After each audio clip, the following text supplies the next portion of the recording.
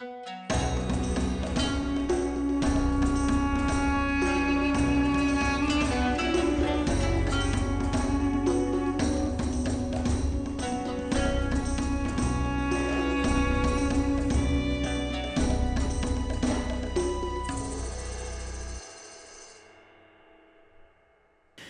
ad break time. I am proud to announce that the Beyond Solitaire podcast is sponsored by Central Michigan University's Center for Learning Through Games and Simulations.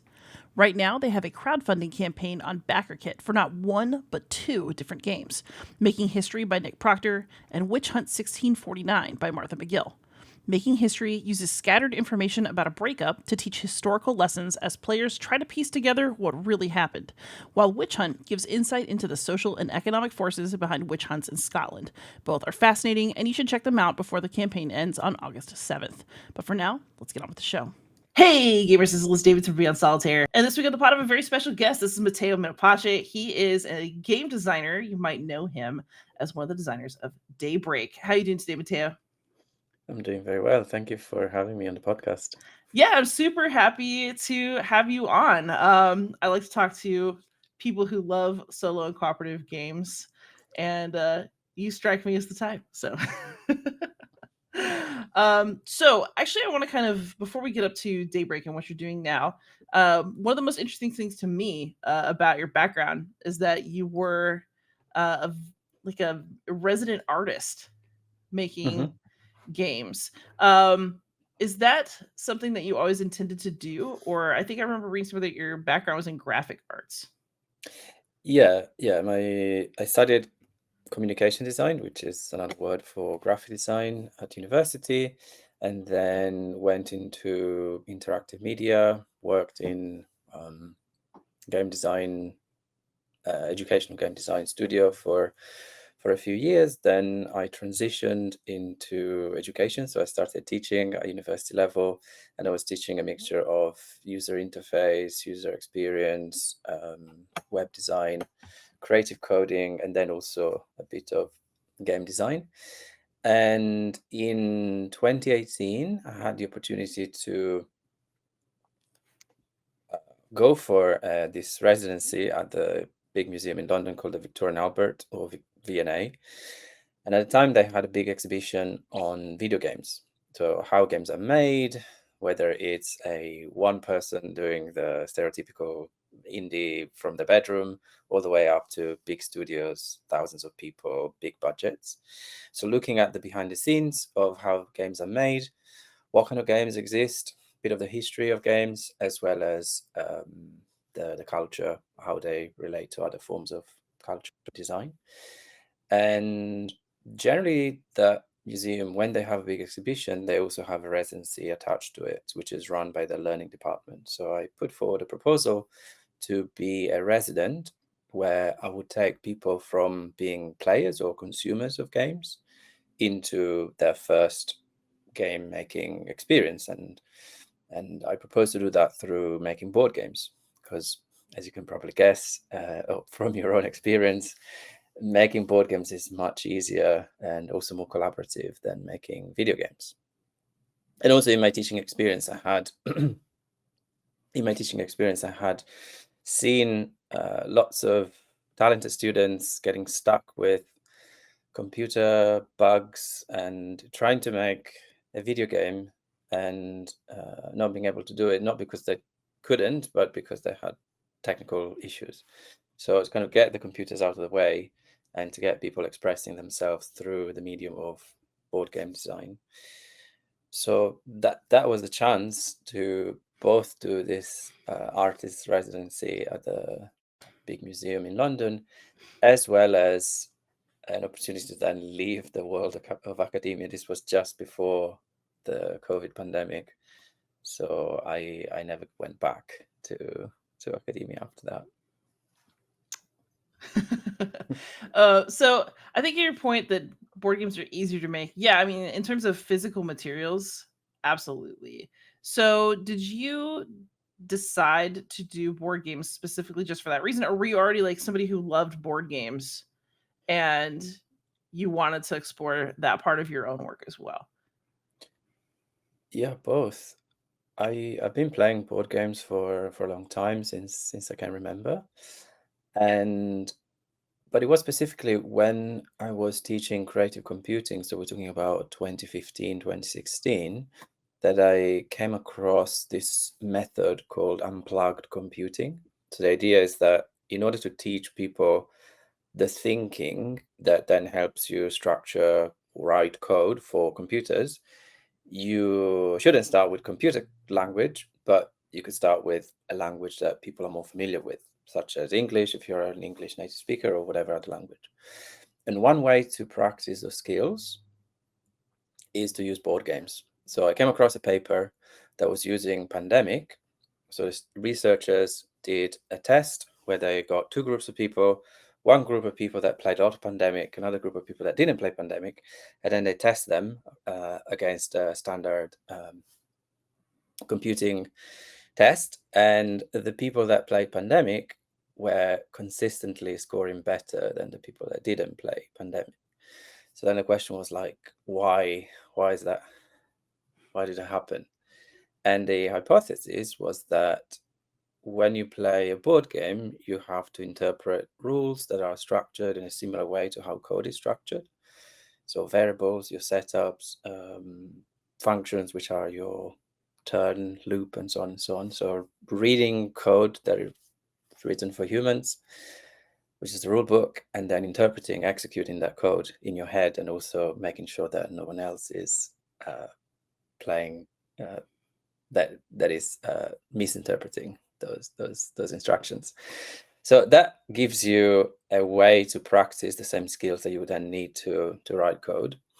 But on top of that, the fact that Pandemic is cooperative and it has open information, which means that you can talk freely about your strategy, about what you're intending to do, and then negotiate with the other players what you want to do, gives an extra layer to that computational skills training, because you're not just doing that in your head, you're also verbalizing your thoughts, and you're discussing the sort of code that you're executing with the other players.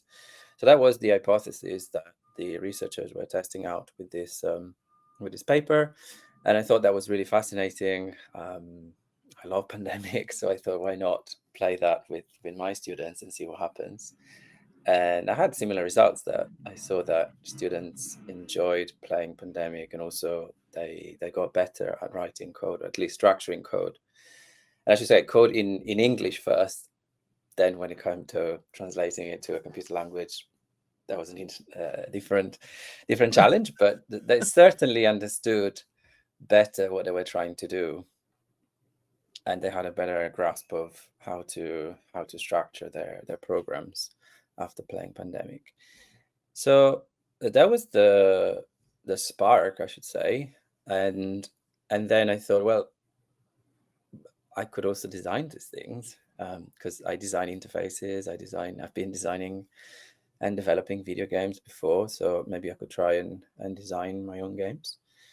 And so that's where it started. And I started designing games by taking existing games and hacking them, so slightly or radically changing the rules of those games, and then see what happens. So the project that I gave myself to practice game design skills was to take a bunch of quite abstract traditional board games from around the world, and then first deconstructing them. So try to understand what the mechanics of those games were trying to say, either consciously or unconsciously, and then inject some topics or some issues that I was interested in, just to practice at first. I wasn't necessarily trying to make any big statements with that, but it was a really good way to learn, rather than starting from scratch, rather than having that big pressure of, I need to come up with an idea, I need to come up with mechanics that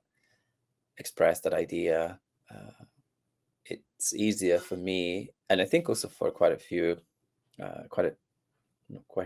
lot of learners, I think, to start with something that already exists and it sort of works, and then to break it down, to hack it. And I use hacking in a very purposeful sense, so to destroy it and then to rebuild it with new rules, new stories, new ideas, so that it can express something else than what the original game was meant to. Yeah, this is actually, I've noticed there's some press about your hack of the game memory. Uh-huh. So when you talk about breaking down something like memory, it's so simple. Like, how do you deconstruct it in order to make something new?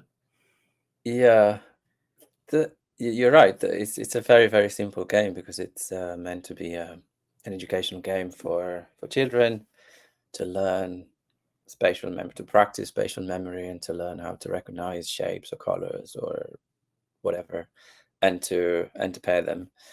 And all of that is fine. I think it does work in that sense.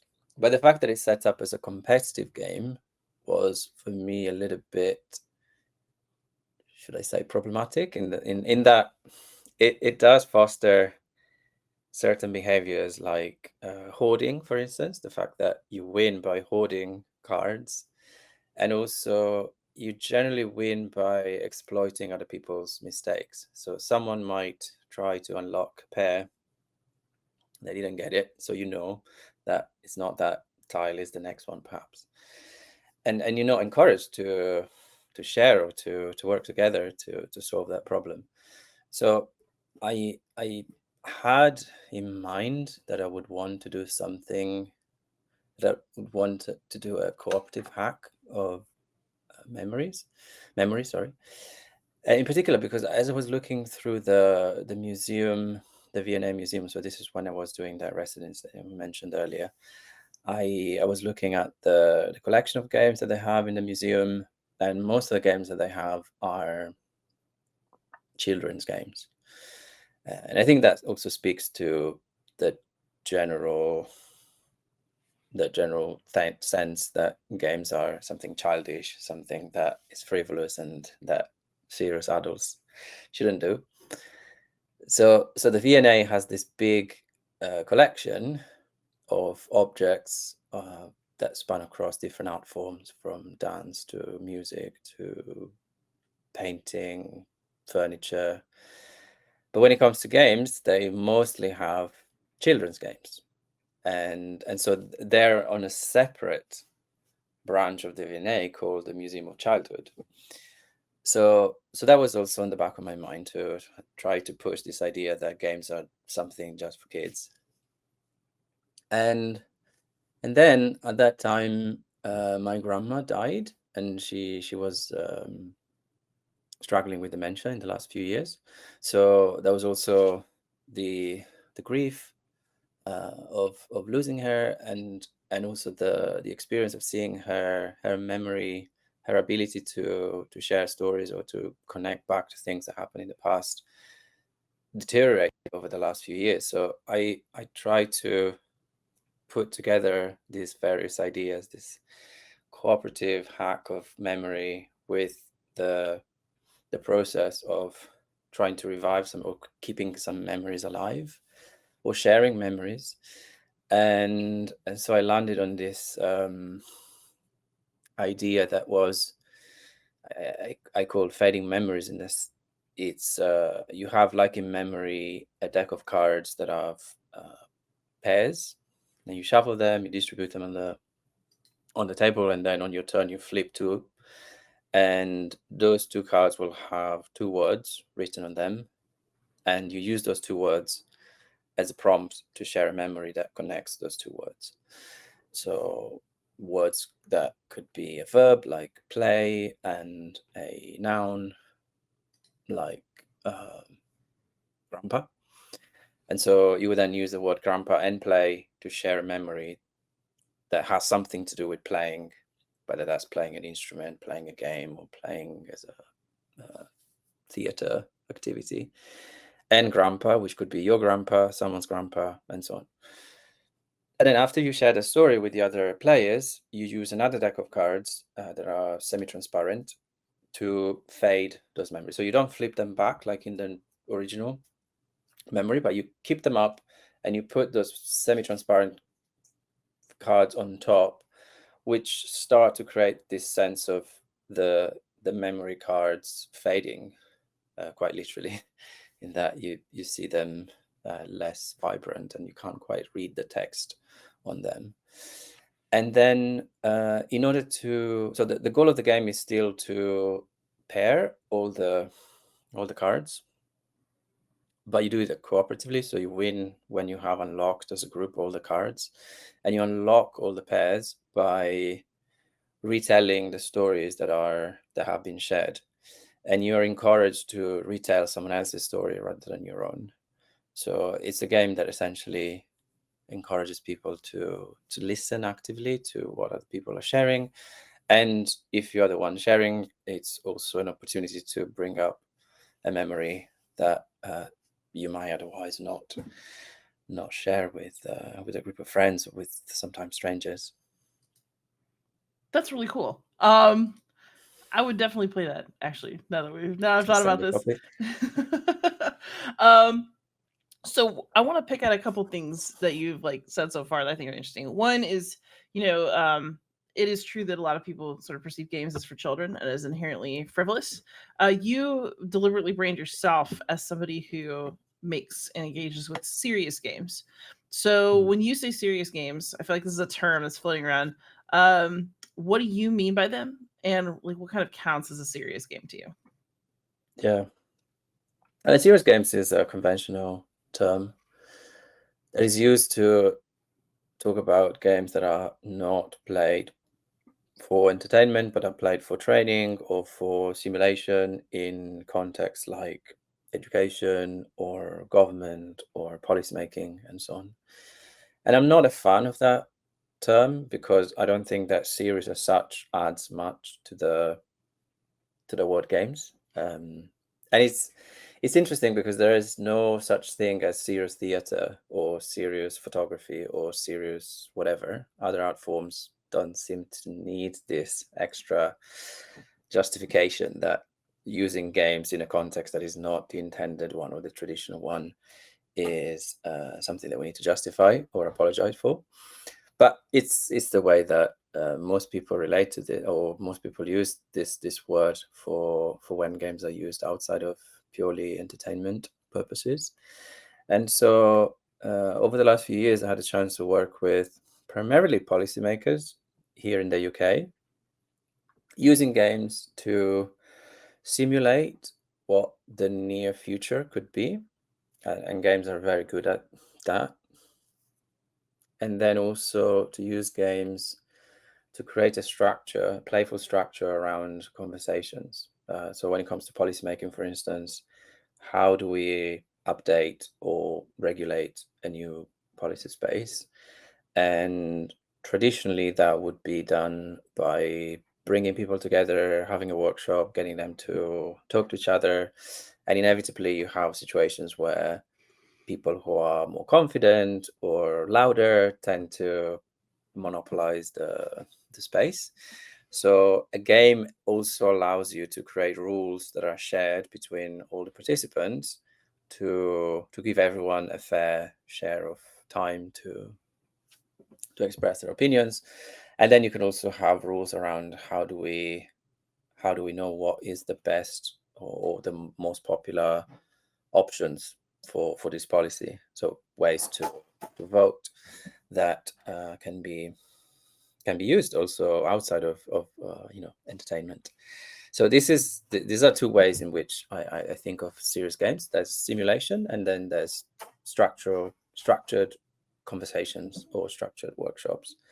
And so using light rules so that people can get into the simulation space or get into the nitty-gritty of a policy quickly without having to read a long manual. And they work really well, especially when there is an element of a bit of role play, when people understand that this is a space where they can try out things. It's a safe space because you can experiment without worrying too much about the consequences, and you can push that experiment quite far. And then, very important, at the end of that game session is to have a debrief, and the debrief should be almost as long as the gameplay, I think, because you need to understand and to discuss what happened in the game and how can we then apply lessons that we learned or things that we've seen in that simulated space to the day-to-day of the people who participated. I also want to talk about your interest specifically in co-op games. It seems you've made a couple of comments actually so far in this interview that I think are super interesting because you're very interested in the behaviors that games elicit from people. So competitive memory encourages players to behave in ways that are maybe a little bit Mhm. antisocial, or using games in situations where otherwise somebody might just hog the conversation, and you want to create a different kind of interaction. You're using Mhm. games to kind of encourage the behaviors that you want to see. So Mhm. is do you just prefer co-op gaming, or is there something deeper at play here where you're wanting to elicit a different set of reactions and behaviors from the people who engage with your work? I do like all sort of games. Also, I really like playing competitive games. So I have a board game club on Tuesdays, and we do play lots of competitive games. And I can be quite competitive as well. So, but when it comes to designing games, I think that cooperative games are an unexplored space. Although there's been lots of cooperative games in the last decade or so that have really pushed this genre in new ways and made it more popular.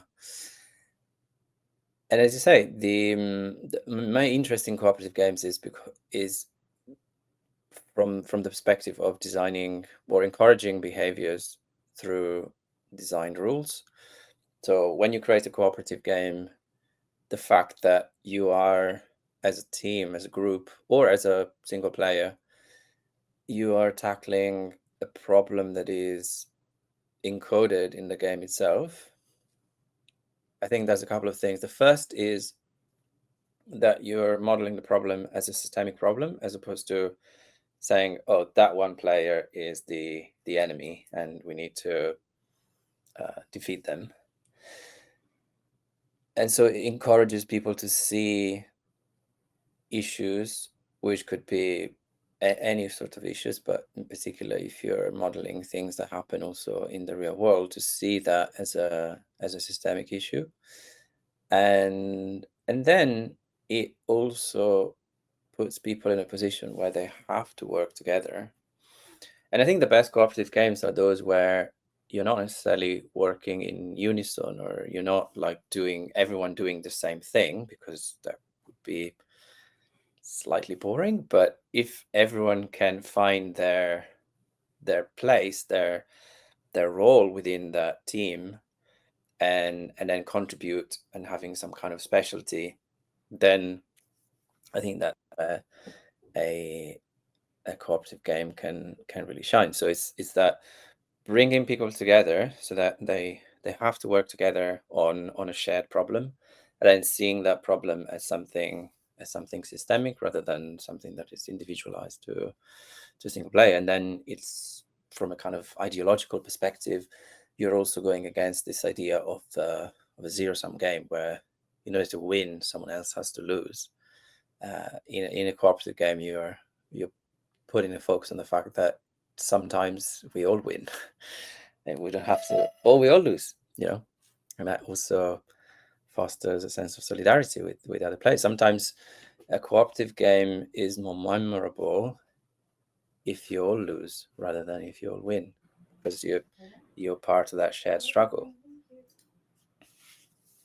Interesting. Okay, so we've kind of talked about your academic background and kind of like some of the philosophy behind what you're doing. So now I'm ready to talk about Daybreak, I think. So like you mentioned that it kind of started as a COVID project for you, that Mhm. things got shut down. Did you initially see your game designs during that time as academic work and that you're going to go back in academia, or did you deliberately want to make something more commercial and kind of break out? Yeah, I didn't really have a preferred route, but I certainly saw myself as continuing. I mean, if the pandemic didn't happen, I would probably have gone back to a more standard academic career after the VNA residency. So that finished a few months before COVID started. So in those few months, I was doing a bit of freelancing, looking around, thinking about what to do. And also, 2019 was an interesting year because there was a lot of activity and activism around climate. So it was the year when the Fridays for Future movement was very strong. Extinction Rebellion here in the UK was going really strong. So there was a sense that climate was moving from being a fringe issue into the mainstream. And then we had general elections here in the UK. The party that was a member of the Labour Party had a strong climate manifesto. So there was really a sense that things could change, and that politicians on the progressive side were taking the climate crisis seriously. And then the pandemic happened, and quite rightly so, the focus of people changed, and meeting in person was not possible.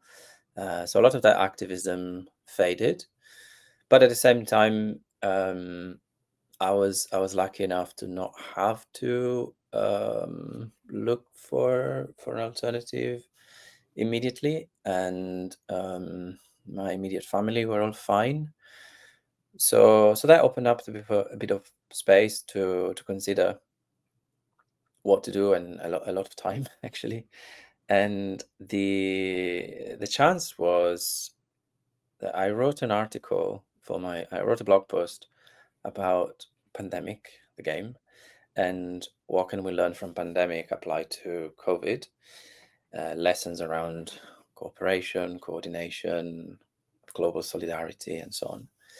And then after I published it, a friend pointed out that Matt Leacock had also written something along those lines for the New York Times.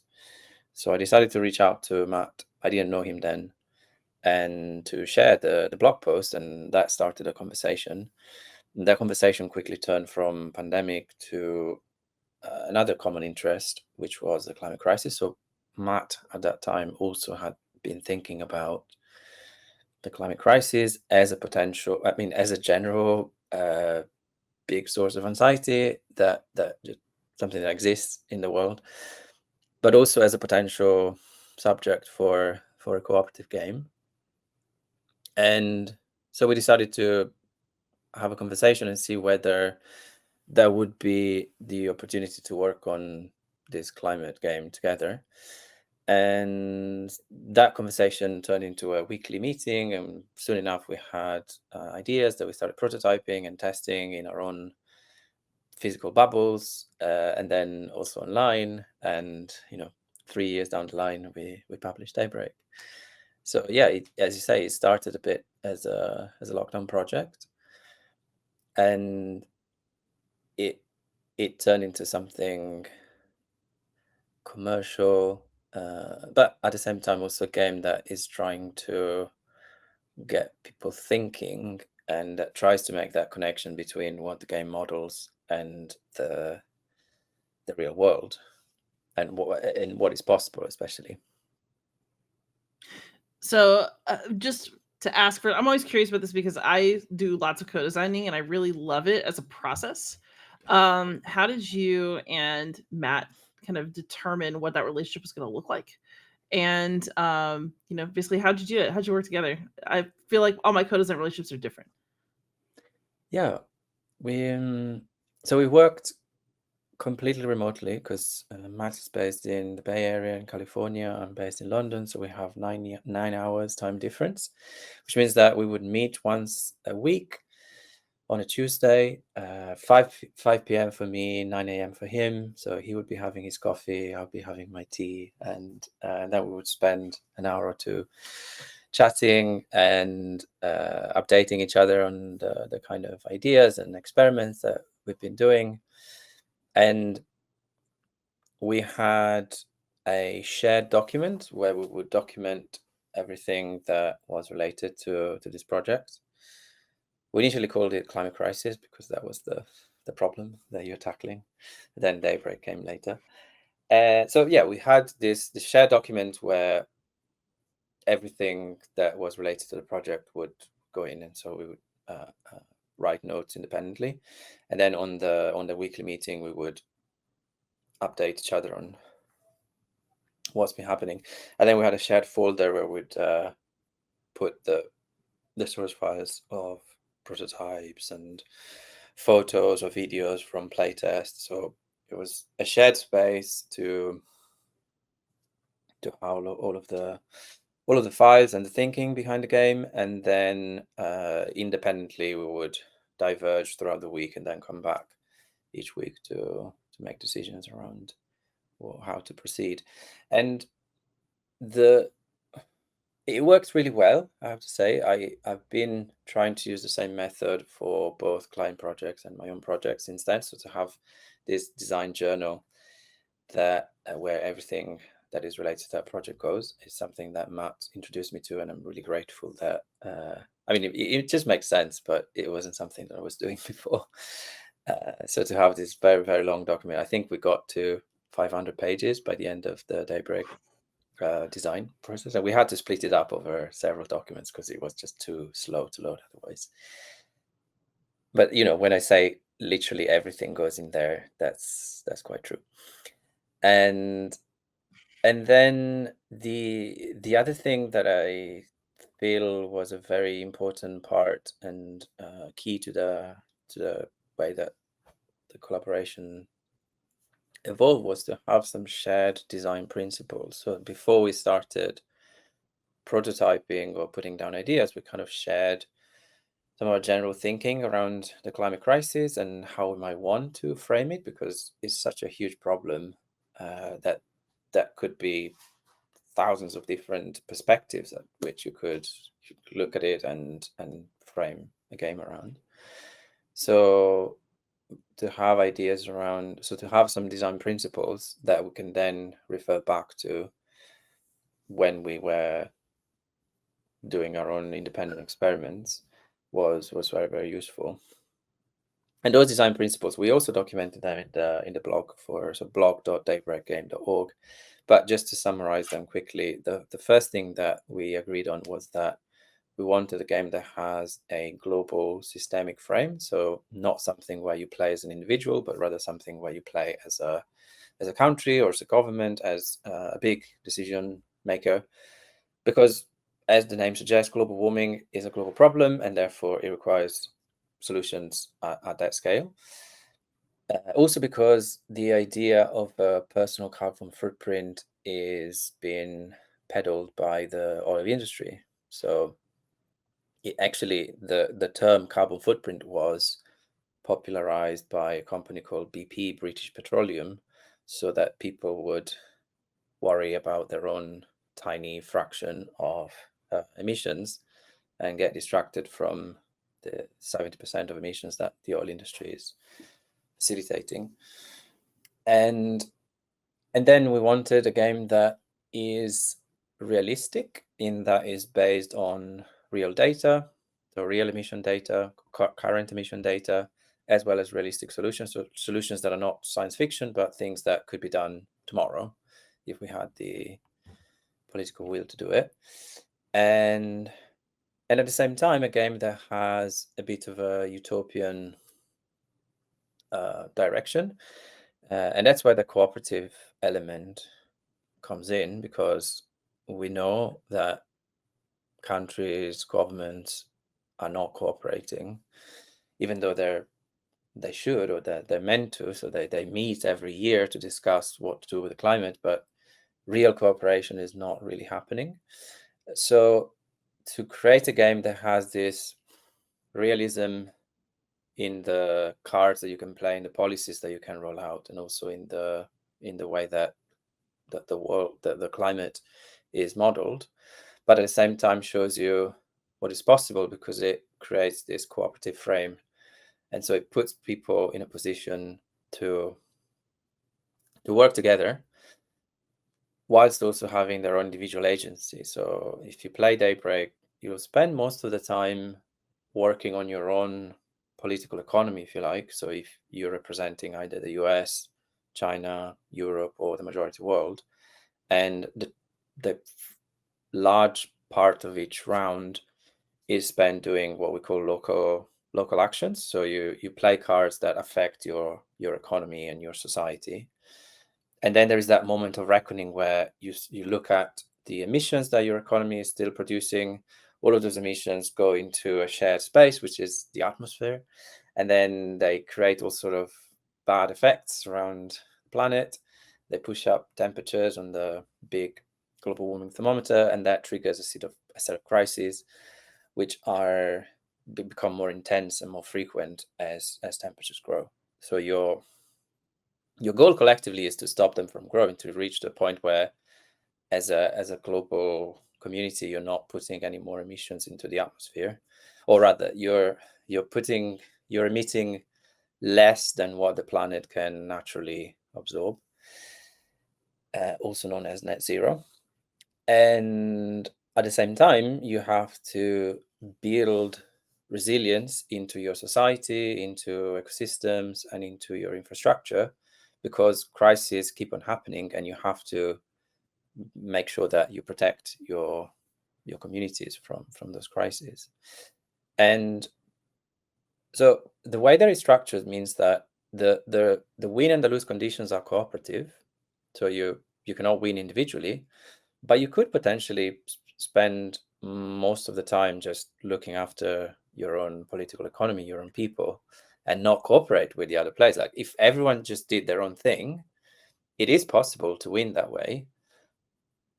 But you also discover while playing that it is easier to win if you work together, if you communicate with each other, if you kind of get a sense of what other players are doing or what they're struggling with, as well as working on your own specialties. So each player has the ability from the get-go to do certain things that the other players cannot do. And if you work on those abilities, if you get help from the other players to develop those abilities, then as a collective, you have more of a chance to solve the problem. That's interesting. Also, I mean, I'm sure you've been asked this question many times, but the way that the powers are divided in the game Yeah. is the United States, Europe, China, and then majority world. Why Yeah. did you decide to divide it up that way, and how has that played out in hindsight? Yeah. There was a practical reason that is that we wanted to have a game that can be played by up to 4 people. So that gave us a simple number to work with. And then the next step was, okay, if it's 4 players, how do we divide up the world in a way that feels still somewhat realistic? And so the first 2 choices, US and China, were fairly easy. So the US is the global hegemon,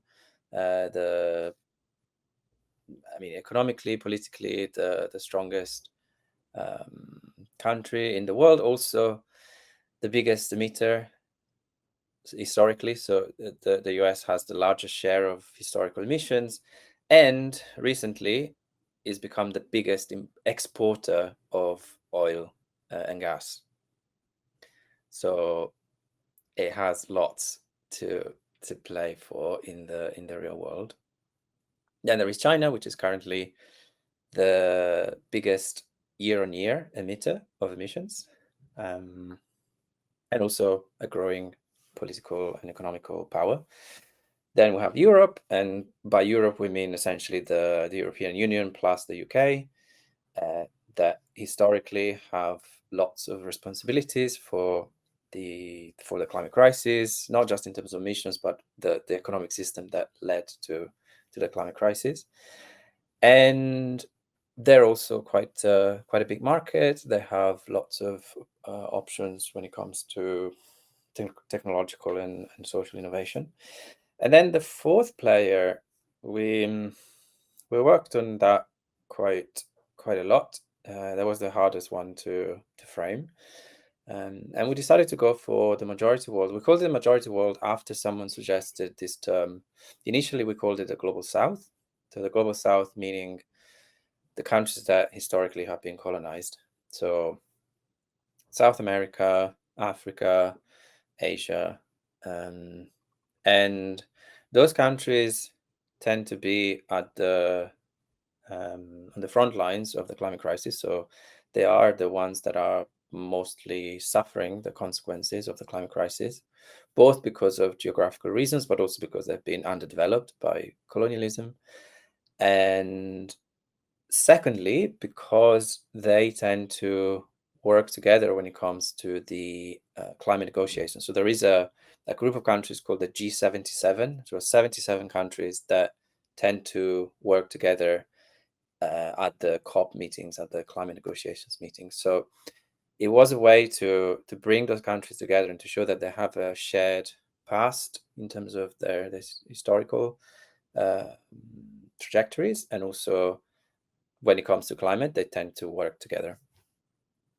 And yeah, so when you play Daybreak, you see that as the majority world, you're representing essentially, well, as the term suggests, the majority of people. So we're talking about up to 5 billion people, and your emissions are the largest in absolute terms. But then you look at the US, for instance, which is 300 million people, and has a bit less emissions up in absolute terms. But then you can see that those emissions are produced by a fraction of the people that represent the majority world. And you have different kinds of challenges. So that the majority world starts with a disadvantage. We call them communities in crisis, so groups of people that are already suffering as a result of the climate crisis. And if any one player gets 12 communities in crisis at any time during the game, then the game is over and everyone loses. So the majority world starts with 3 of them, so a quarter of the lose condition, whereas the US and Europe start with none. And so they have a slightly easier ride, if you like. If you play the majority world, that's the most challenging player to play, but also it has the potential to scale up quickly and to become very powerful by the end of the game. So do you think, I mean, I'm of course talking in currently a timeline where the United States is maybe actively against helping the environment right now.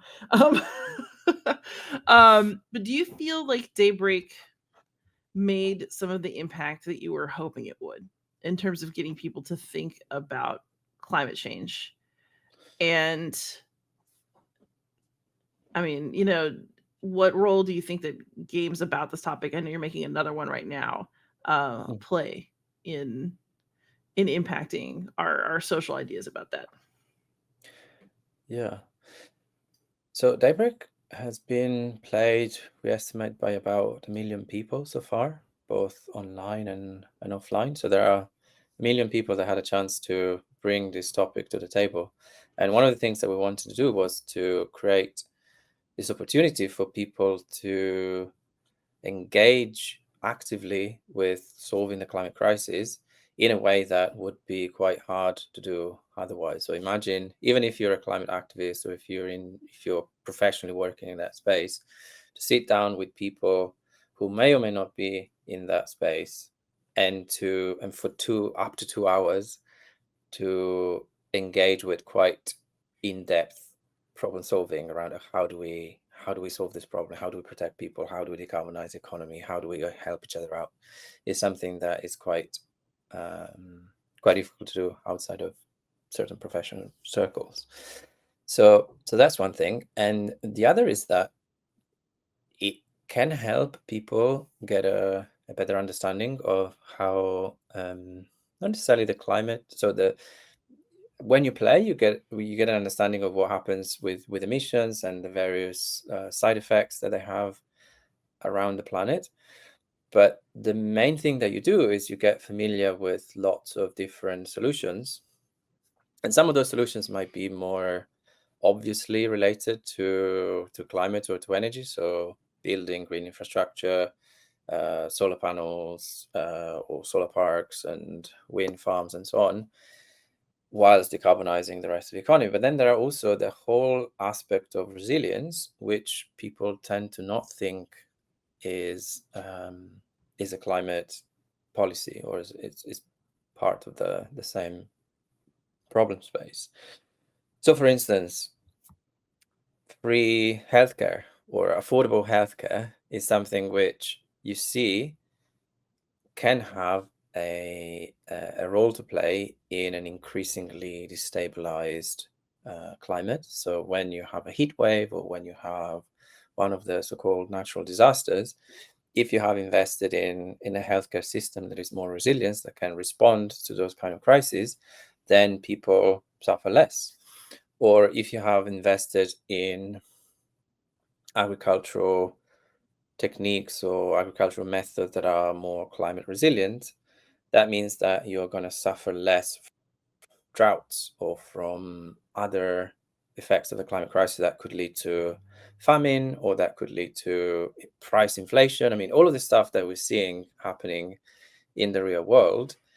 Or, if you have invested in green energy, then you're less dependent on fossil fuels produced and sold by countries like Russia or Saudi Arabia and so on.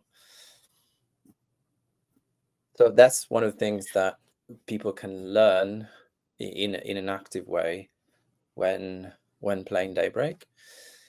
And then there is another layer which I'm very interested in, is to see whether Daybreak can be used in education or in training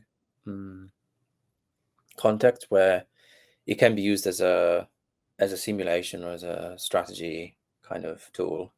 And there are a couple of projects that I've been involved with, where people are using Daybreak as a way to get policymakers or politicians to understand the non-linear dynamics of the climate crisis, the fact that you can't plan and predict what will happen in 2030 based on what happened in 2020 or 2010.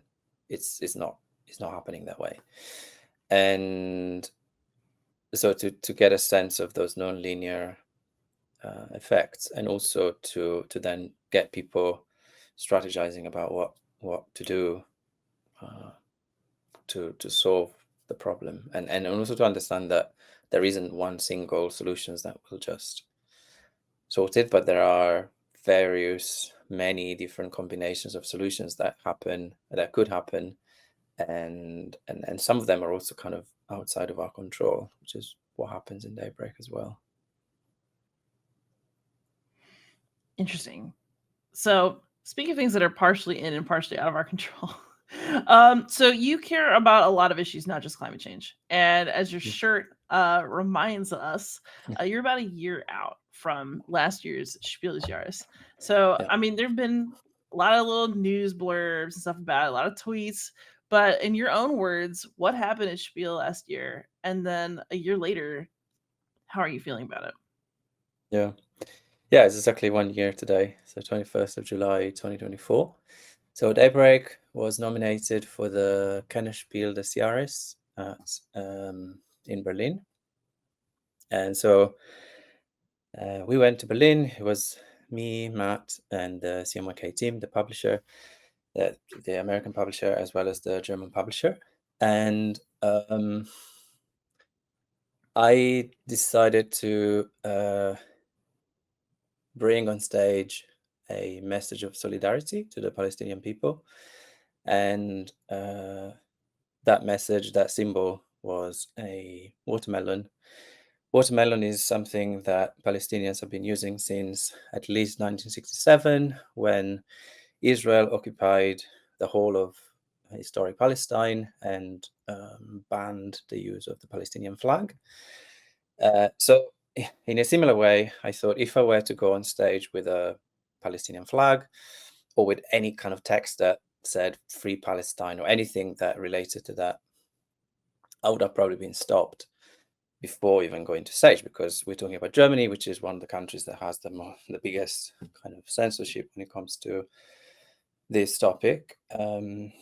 So I chose a watermelon, and I went on stage twice. I didn't say anything about Palestine while I was on stage, but as you can see from the pictures and from the live stream, the watermelon was very much visible on my chest. And then after the ceremony,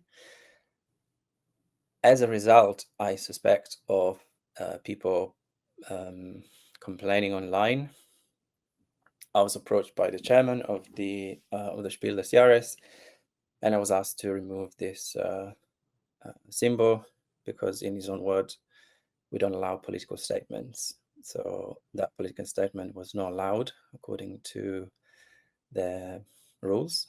And then the day after, there was a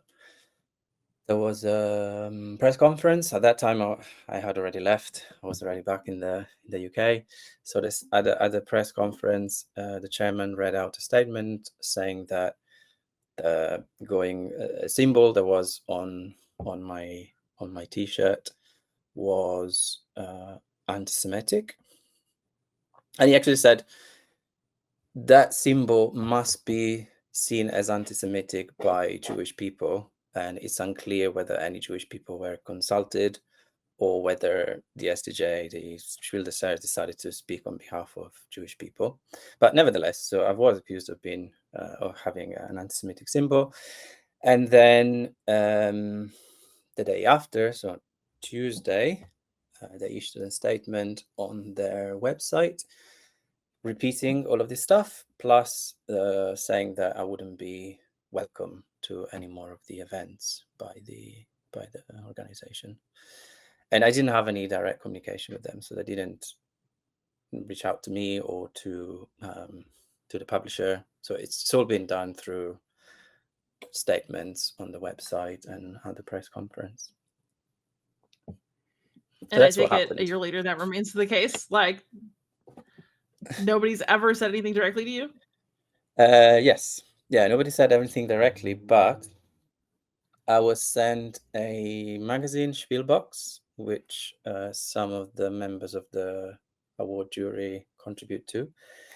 And in the editorial, they mentioned what happened, and then there was also a brief interview to the chairman of the SDJ, who said that the ban was not a lifetime ban, but it was only until October last year. But again, I've not been contacted by anyone, so I'm not sure whether the ban is still in place or not. But to be honest, it doesn't matter. The point is that I wanted to bring a message of solidarity to the Palestinians on a specific stage. So Germany is the second largest exporter of weapons to Israel, and you can guess who's the first.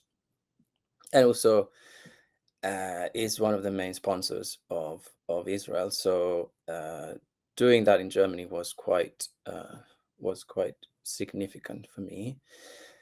And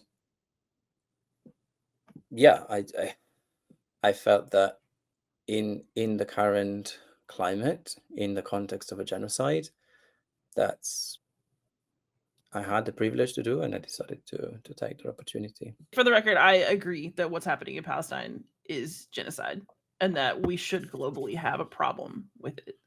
A year later, your position has just continued. I wish that it's just more clear a year later, and I wish that it wasn't, because that means that so many people have died. However, so I mean, I guess to like kind of get back to like what happened. So you knew that you were taking a risk, and you accepted the potential consequences of the risk. Yeah.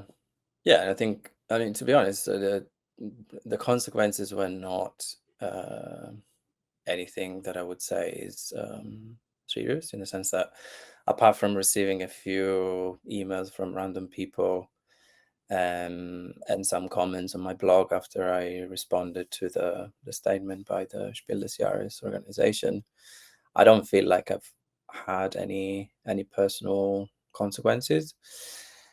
Uh, it might have been different if I were to be based in Germany. Um, so I would understand people who are based in that country, or who are primarily working with that kind of market, being a bit more cautious about the censorship that exists. But also, at the end of the day, I mean, the personal consequences that you can go through are not are really nothing in comparison to what Palestinians are going through, and it was just a small thing in my opinion. I think, uh, as you say, if more people were to take small steps and to show that kind of solidarity, not just in a visible way, but also there are other ways in which people can make a difference. I think um, that that that can have an impact. So it sounds like you feel that the consequences were one, negligible, and two, Mhm. worth it. But I mean, have there been any repercussions for your design career outside of just Spiel being mad at you? Like, I mean, has your publisher been fine? Has your relationship with Bat been fine? I Yeah, mean, yeah, yeah. It's been really fine.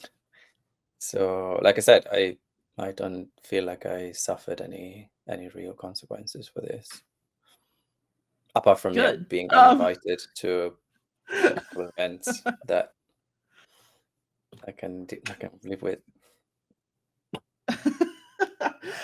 You were also just a principled person in other ways. So I noticed when we were started exchanging emails that like you don't use Microsoft Hmm. products.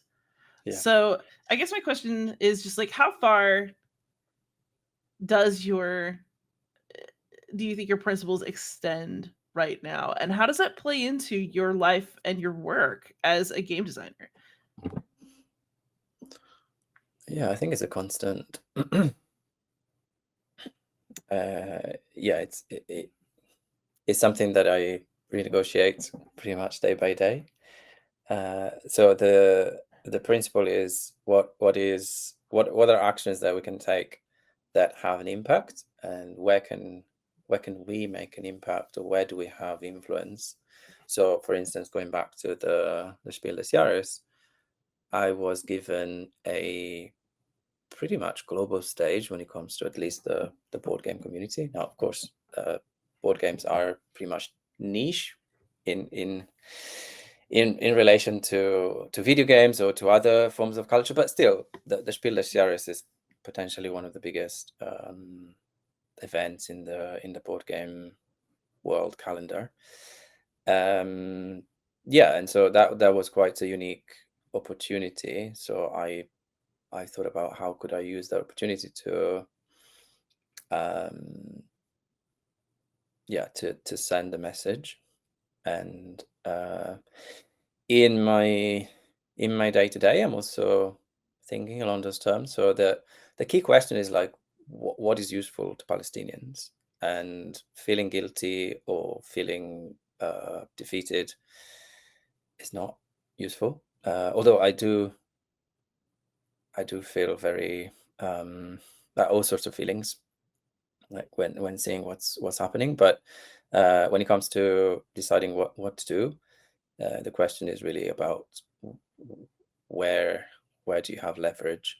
And one of the things that I noticed, and again, it's not something that you don't necessarily need to have to to to lead on, but to rather to listen to what Palestinians are asking us to do. There is the BDS movement, so bdsmovement.net, which is Palestinian led, and it's boycott, divestment, and sanctions. So, boycott is an effective way to show companies that are complicit in the Israeli state uh, that we're not fine with it. So, I happen to be invited quite often to Microsoft Teams meetings by various clients that I work with. And so one small thing that I decided to do recently was to essentially say I'm not going to use marks or products, and I put that in my signature so that when someone sends me an invite or when someone just reads my emails, they get a sense that okay, it's not going to happen. And I suggest alternatives, but also I make clear that there is a specific reason why I'm not using Microsoft products, not because I don't like them from an interface or from from a functionality point of view, but because Microsoft is directly complicit in selling software to the Israeli military. And that sparks very interesting conversations, because when you have a meeting with a client and you're like, I'm not going to use your platform, so we have to find a workaround, that brings up that conversation, and that forces them to acknowledge that also they are paying for a product that is complicit in war crimes. So yeah, that's just a small example of things that we can do to bring up that on a daily basis. And so far, it's been really good, actually. I haven't heard anyone who actually enjoys Microsoft products. So, I mean, no, it's why well, in terms of negligible consequences, not using Teams, like, oh no. right? All right, so I want to ask you one more serious question and a couple fun ones because I've been taking up a lot of your time. But your next game is also going to be a climate change game. So can you tell us about that game, and then also why climate change as your preferred game topic, given how much there is in the world to care about? Yeah. So the game I'm working on at the moment it's called Dawn, and it's a cooperative card game that shares some DNA with Daybreak. So you play up to four players, also in the role of world powers, like in Daybreak, but you're playing cards in a way that is different from Daybreak. So your goal is still to decarbonize the global economy and to protect people from crises. But it's just one deck of cards. So the cards have double face. On one side, you've got the good stuff. So like the resilience or the green economy policies. And then on the back of each card, you have either emissions or crises. And the idea is that I wanted to try and condense the key dynamics of Daybreak into something that can be played in half the time and can also be set up really quickly, and also that has a much smaller kind of material presence. So it's something that you could play on a small table, and you could play in 45 minutes, half an hour, 45 minutes, rather than 1 hour, 1 hour and a half, like in Daybreak. And of course, that means that some of the elements of Daybreak have been removed, and the game mechanics have been simplified. But the idea is that it could become a sort of starter to Daybreak, in that you play Dawn, you learn some of the things that then you see are quite familiar when you move on to Daybreak. And Nice. The other question was, why climate? Why am I so obsessed with climate? Well, it felt quite natural after having worked on Daybreak, to and seeing how many people want to play Daybreak, but for various reasons mostly don't have the time to sit down for an hour and a half and play what is a game that is, in complexity terms, 3 out of 5, or almost 3 out of 5. So, and in particular, that there's a really interesting episode when I had the opportunity to play Daybreak with a group of weather presenters, so people that go on TV and explain what's happening with the weather in different countries. And so we started playing Daybreak, and then one of them came to me and showed me a card and said, "Look, I have a PhD in this card, but I don't know how to play it. I don't know what to do with it.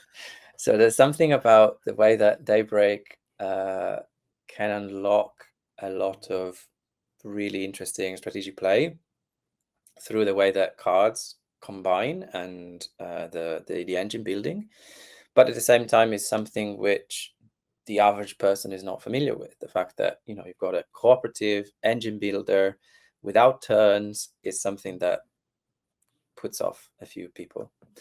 So I wanted to make something that is smaller, simpler, and shorter. And so that's what I'm working on. And also lots of the research that we've done in Daybreak is being repurposed into this condensed version of it. But I certainly am not just interested in climate. I'm also interested in other issues, and I am working on another project at the moment. Which started a few months ago, but it's been accelerating recently with a couple of friends. And the game is somewhat inspired by Root in that we wanted it to be asymmetrical and have these different factions.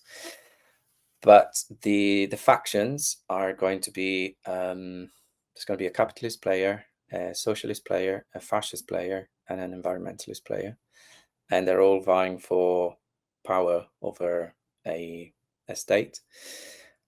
Also somewhat inspired by hegemony, but you don't have the state. There are different groups of interest that are vying for power. And we're still early stages, but at the moment we're looking at doing some kind of roll and write type of game where the design principle there is that we want something that is super simple. People could get started within a couple of minutes. So you have your player sheet that shows you what you can do, the various strategies, the various tactics that you can put forward. So in the form of different tracks, and then you roll 2 dice, you do your thing, and then also the 2 dice that you rolled will have an impact on the central board that determines how the economy is going or how many crises you're going to unleash on the game state. And it's it's an interesting one. But first of all, it's not a cooperative game, so it's a competitive game. Oh no. And oh no, breaking the streak. And but it's trying to model something quite complex with dice, which is not my favorite material, but it's a really interesting challenge, because we thought about using cards, about using different kind of mechanics, but we decided to try and start with something super simple because there's so much that we could bring into it, that maybe giving ourselves this design restriction of like you roll 2 dice and then that determines the choices that you have. Yeah, we'll see how it goes. But we've been playing roll and write games that are really interesting from a political perspective. There's one called Paul and Write that I had a chance to play a few months ago, and it does something very similar in that you roll 2 dice and then each player represents a political party in the UK election last year, and you can make choices around how to get voters of different types in different parts of the country. And at first I was quite skeptical about it because the idea of having only 2 dice and having to make strategic political choices just around those 2 dice felt very limited. But the fact that it's so simple that you immediately start strategizing, and also something very interesting is that I observed other players, you talk about what you're doing in metaphorical terms very, very quickly, whereas normally when you play a game the first time, you tend to talk about it in terms of mechanical terms. So you say, oh, I need that card, or I need 2 of those tags in order to do this thing.